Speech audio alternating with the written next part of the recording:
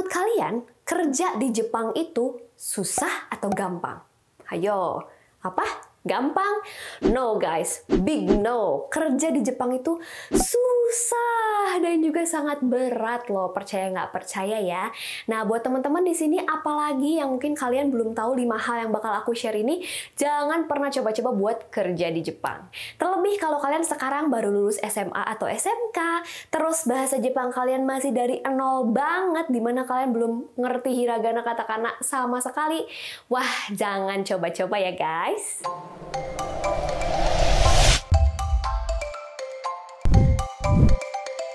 Hey, buat kamu yang baru lulus sekolah dan baru sadar nih kalau cari kerja di Indonesia itu ternyata susah banget, ya ampun gitu ya. Dan sekalinya keterima kerja di Indonesia, ternyata gajinya tidak seberapa alias gajinya tuh kecil banget ya. Jadi terpaksa deh mimpi-mimpi kalian untuk membeli motor ninja, untuk membeli iPhone terbaru, untuk membeli kamera DSLR untuk bikin konten-konten kayak influencer itu, semua terpaksa menjadi mimpi saja. Sampai akhirnya mungkin teman-teman ketemu nih sama tetangga atau teman lama kalian yang lulusan SMA atau SMK, ternyata sukses bekerja di Jepang. Sampai-sampai nih kalian ketemu aku di video kali ini karena kalian lagi cari cara gimana sih caranya kerja di Jepang.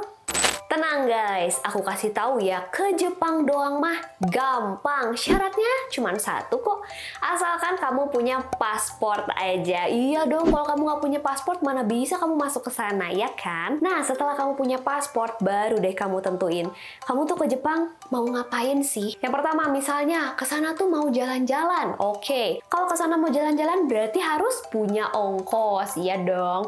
Harus punya uang buat tiket, uang buat stay, buat jajan-jajan di sana. Berarti yang penting kamu harus punya duit ya. Atau yang kedua, kamu ke Jepang pengen sekolah atau pengen kuliah. Oh, bisa banget dong, asalkan ada sekolah atau kampus yang menerima kamu di sana, ya kan? Dan pastinya kamu juga harus punya uang untuk biaya sekolahnya dan biaya tinggal kamu selama di sana, betul kan? Nah, kalau kamu nggak ada biaya atau nggak punya uang, tentunya kamu harus mencari beasiswa di sana, bener nggak? Itu pun kalau kamu bisa dapetin si beasiswa tersebut. Nah, itu loh yang susah loh teman-teman.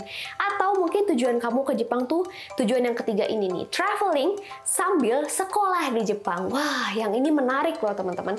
Dan akan aku bahas di video yang terpisah pastinya ya. Nah, di video kali ini sebenarnya aku tuh pengen bantuin kamu atau kalian-kalian semua yang memang pengen ke Jepang dengan tujuan pengen kerja di sana. Jadi sebenarnya tadi di awal aku cuma nakut-nakutin kalian doang kok dengan bilang kerja di Jepang itu susah, tapi emang sih susah sih.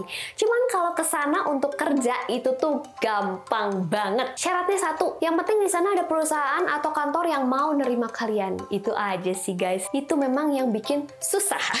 Asal kalian tuh capable untuk diterima di sana. Nah, sekarang coba kita refleksi atau kita balikin ke diri kita sendiri. Katakanlah misalkan kalian punya perusahaan guys, terus aku tuh pengen kerja di perusahaan kalian. Jadi aku harus berpikir dong, apa nih yang bikin aku capable untuk bekerja di perusahaan kalian, atau apa sih yang bikin aku pantas sehingga aku diterima di perusahaan kalian.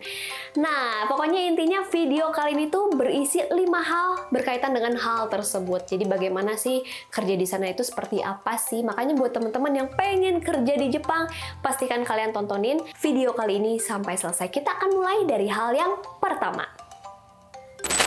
Punya duit 35 juta? Wah, itu sih nggak cukup ya teman-teman. Oke, jadi poin yang pertama aku bahas dulu deh buat kalian. Mungkin kalian sering dengar gitu ya dari orang-orang, kalau misalkan mau magang atau kerja di Jepang cukup dengan cara masuk lembaga atau LPK yang sudah SO, ya kan? Dan biasanya biayanya itu sekitar 35 juta ya. Atau mungkin ada nih LPK partnerku yang dia itu lebih transparan lagi, cukup 25 juta aja sudah bisa masuk ke sana. Oke, sekarang masalahnya gini teman-teman. Kamu sih bisa masuk ke LPK tersebut ya, LPK yang sudah SO. Tapi belum tentu juga nih teman-teman bisa dikirim untuk bekerja ke Jepang kalau perusahaan di Jepangnya tidak menerima kamu. Bener gak sih guys? Apalagi kalau memang ternyata kamu tuh duitnya pas-pasan banget, kamu tuh pinjam sana sini untuk ngutang juga. Wah, itu sih kalau kata aku bakalan ripuh banget ya teman-teman. Jadi disclaimer aja di sini, aku sebenarnya nggak apa-apa sih kalau kalian pakai uang siapapun untuk masuk LPK LPK yang sudah SO itu sebenarnya nggak apa-apa. Tapi teman-teman harus menggarisbawahi bahwa hal tersebut belum menjadi jaminan bahwa kamu bisa diterima di Jepang untuk bekerja. Belum tentu teman-teman seperti itu. Jadi punya uang 35 juta saja untuk masuk LPK itu belum tentu bisa bikin kamu untuk magang ke Jepang. Nah, yang berikutnya teman-teman, poin yang kedua, kamu pengen kerja di Jepang tapi masih nggak tahu mau kerja apa ya di sana. Nah, guys, itu banyak banget lah, ini adalah problema sejuta umat yang pengen ke Jepang kayaknya ya. Pokoknya aku mau kerja di sana, terserah mau kerja apa aja asal digajinya pakai yen. Oke, kalau gitu aku jelasin dulu nih sama kalian. Sebenarnya ada 4 cara gitu ya untuk kalian bisa kerja di Jepang. Oke, cara yang pertama namanya itu adalah part-time atau arubaito atau baito. Jadi ini seperti kerja part-time pada umumnya, asalkan kalian tinggal di Jepang, guys. Syaratnya itu doang. Nah, untuk tinggal di Jepang berarti kalian harus punya visa tinggal yang bareng keluarga, atau mungkin visa pelajar. Jadi intinya tuh kalian tinggal di sana baru kalian bisa melakukan cara yang pertama ini atau baito ini, guys. Begitu. Kemudian ada yang kedua. Yang kedua ini adalah kamu jalur magang.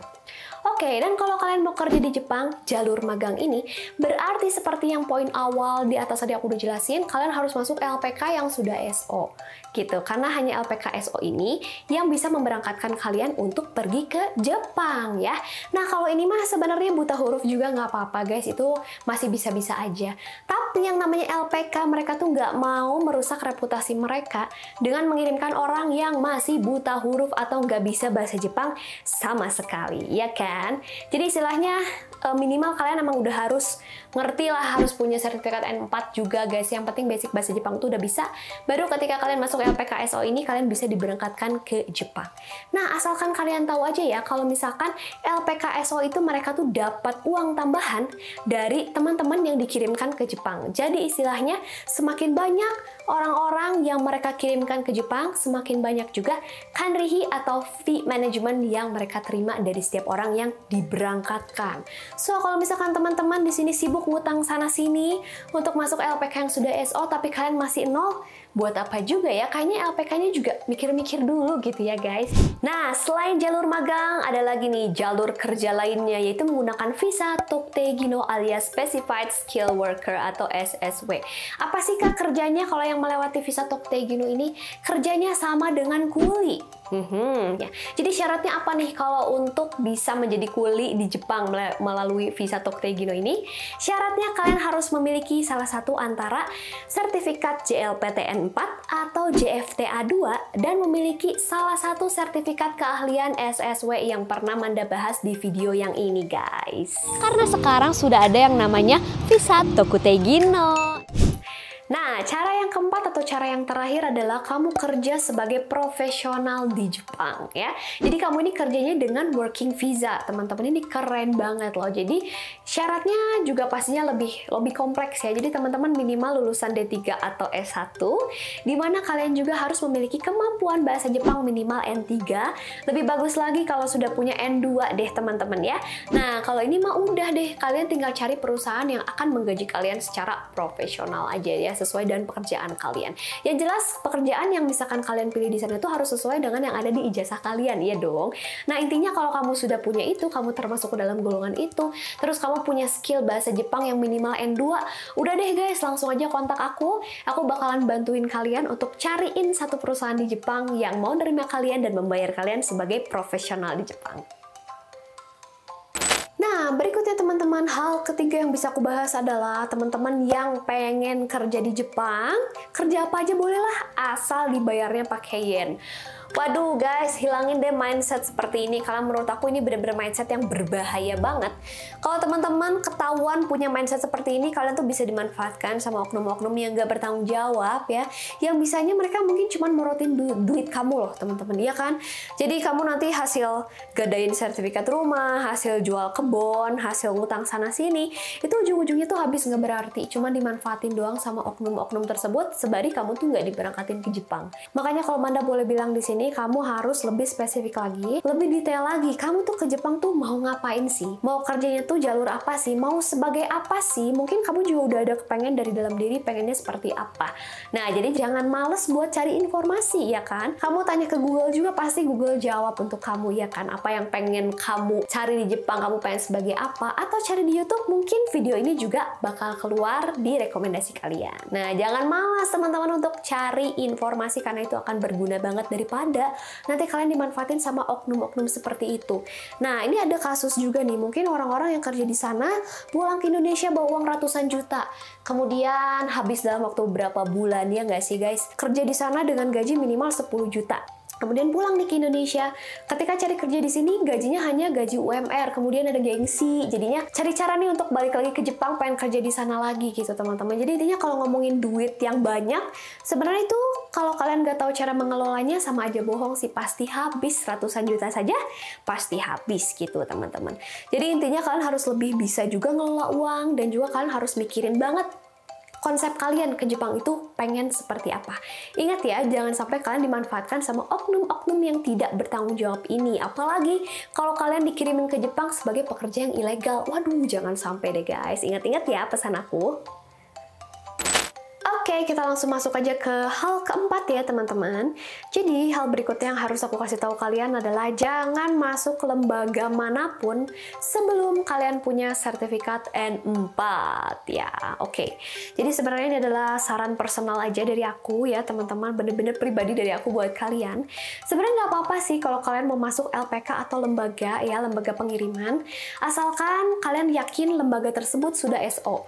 Karena cuma lembaga yang SO aja yang bisa menjamin pengiriman kalian ke Jepang nanti. Nah, itu pun ya sebenarnya nggak apa-apa sih kalau kalian belum punya sertifikat ya, kalian bisa belajar di asramanya ya, karena memang tujuannya kan buat belajar ya lembaga tersebut itu, selain buat ngirimin, buat belajar juga. Tapi guys, kalau menurut aku sih sebaiknya tetap kalian harus sudah punya sertifikat N4. Buat apa? Ya buat mempercepat kalian supaya cepat dikirim ke Jepang gitu loh. Kasarnya tuh seperti itu. Kecuali kalau misalkan kamu punya uang dan waktu berlebih untuk stay di asrama, ya kan? Mungkin bisa sampai 2 tahun loh teman-teman. Ya nggak apa-apa sih kalau memang kalian punya uang dan punya waktu, ya kan? Ya mungkin bisa dihabiskan 2 tahun, uangnya bisa sampai habis puluhan juta gitu. Tapi kalau menurut Manda, itu tuh kayak buang-buang waktu teman-teman. Ya nggak sih? Lebih baik kalian udah punya sertifikat N4 duluan, baru deh kalian masuk LPKSO tersebut biar langsung cus ke Jepang. Ya nggak sih guys? Itu pun kalaupun kalian nanti habisin waktu lama di sana, belum ada jaminan bahwa kalian akan diterima di perusahaan Jepang tersebut. Makanya guys, N4 mah gampang. Sebenarnya bisa sambil kuliah, bisa sambil kerja, bisa sambil sekolah. Aku bantuin kalian deh kalau kalian mau coba program akselerasi N4 di Wagumi Japanese Class 15 hari, langsung WhatsApp aku di sini guys. Oke, teman-teman, dan ini adalah poin terakhir yang kalian harus ingat baik-baik ya. Ini adalah pesan dari aku yang bener-bener kalian harus pahami benar-benar bahwa kerja di Jepang itu gak enak sama sekali guys. Mungkin kalian pernah lihat postingan teman-teman kalian, atau mungkin suatu hari nanti kalian berhayal kalian lagi liburan nih pas kerja di Jepang nih ya, kalian lagi liburan jalan-jalan, terus HP-nya iPhone terbaru, bawa-bawa MacBook gitu kan, terus foto-foto pakai kamera DSLR ala-ala influencer gitu ya, fotonya keren-keren, bagus-bagus ya. Mungkin itu bisa dilakukan, bisa tercapai dan bisa dilakukan buat teman-teman yang kerja di Jepang. Tapi itu semua hanya kamuflase teman-teman. Nggak kamuflase juga sih.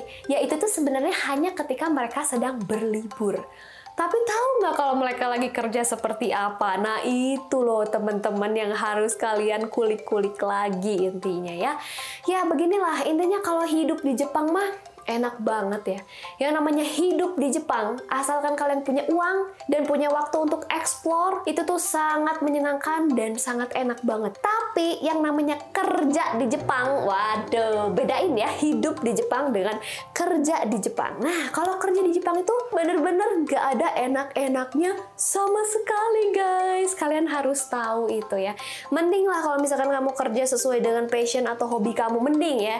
Jadi kamu ngelakuinnya masih pakai hati, masih senang gitu kan kalau kerja tuh sesuai dengan passion atau hobi. Ini mah misalnya kamu kerja atau magang di sana tapi tidak sesuai dengan hobi atau passion kamu, jadi kamu kerja karena untuk dapat uang aja. Kemudian kerjanya juga di sana kan berat dan sulit ya teman-teman ya. Ada sistem lemburnya juga, ada zanggyo, dimana kamu juga dibayarnya di sini dengan sistem jam per jam. Sudah berapa jam kalian kerja, kemudian kalian dibayar sesuai dengan uang tersebut, sesuai dengan jam kerja kalian. Nah, belum lagi kalau hari libur, apakah hari libur digaji? Tidak teman-teman. Jadi hari libur kalian tidak digaji. Kebayang dong, terus kalau misalkan kalian lagi kerja melakukan sebuah kesalahan, wah, udah deh guys. Kalau kalian melakukan kesalahan ketika kalian lagi kerja, kalian bakalan dikata-katain bego. Jadi siap-siap aja deh kalian dengar-dengar kata-kata makian seperti baka, baka, tiap hari baka, baka, baka gitu ya. Nah, itu tuh mending kalau kalian masih bisa tersenyum sambil kerja. Kayaknya kalau aku sih udah nangis ya, udah gak kuat aja gitu ya. Makanya kalau misalkan kalian kemarin sempat dengar berita, atau mungkin dulu-dulu sempat dengar berita bahwa ada beberapa mungkin warga Indonesia yang mungkin kabur dari tempat kerja di Jepang, ya karena emang susah sekali gitu loh, tekanannya berat banget. Atau bahkan maaf nih, ada beberapa juga, atau mungkin kemarin berita terbaru, ada yang kayak bunuh diri gitu ya, orang warga Indonesia yang bekerja di sana. Itu semua karena pressure, percaya atau tidak, karena tekanan kerja di sana tuh, wah pokoknya kalian harus kuat mental dan pelajari apa yang sudah aku kasihkan di video kali ini teman-teman. Intinya seperti itu. Jadi guys, kesimpulannya Jepang itu memang negara maju, dimana kalau teman-teman kerja di sana, ya kalian tuh bakalan lebih berkembang lagi, pastinya pola pikirnya jadi lebih maju, kalian jadi lebih futuristik, lebih visioner juga, dan kemudian kalian bisa dapetin beberapa hal dari Jepang yang bagus, misalnya disiplin, hidup teratur gitu ya. Nah itu semua bisa kalian dapatkan dengan bekerja di sana. Banyak hal positif yang bisa kalian dapatkan pastinya. Tapi kalau kalian belum tahu 5 hal yang aku share tadi, atau mungkin mental kalian tuh tidak sekuat itu, wah jangan pernah coba-coba untuk bekerja di Jepang teman-teman. Tapi kalau kalian merasa aku mah mental baja kak, aku kuat kok, aku bertekad buat kerja di sana, buat nabung misalnya seperti itu juga oke banget, keren banget lah, aku acungin jempol buat kalian yang punya tekad seperti itu. Nah kalau kalian punya tekad seperti itu, perjuangkanlah dari sekarang, persiapkanlah dari sekarang ya. Minimal punya apa tadi aku bilang, JLPTN 4 ya, lebih bagus lagi teman-teman punya JLPT levelnya N2, top banget sih kalau udah gitu. Jadi kalau kalian sudah punya sertifikat JLPTN 2, langsung aja hubungi aku ya, aku bantuin kalian untuk bekerja di Jepang. Oke deh guys, kalau gitu terima kasih banget nih buat teman-teman yang sudah menonton video kali ini. Semoga bermanfaat buat kalian semua. Jangan lupa buat like, comment, share, dan yang paling penting subscribe biar Manda makin semangat share ilmu buat teman-teman semua. Kalau gitu, sampai bertemu di video berikutnya. Mata nih!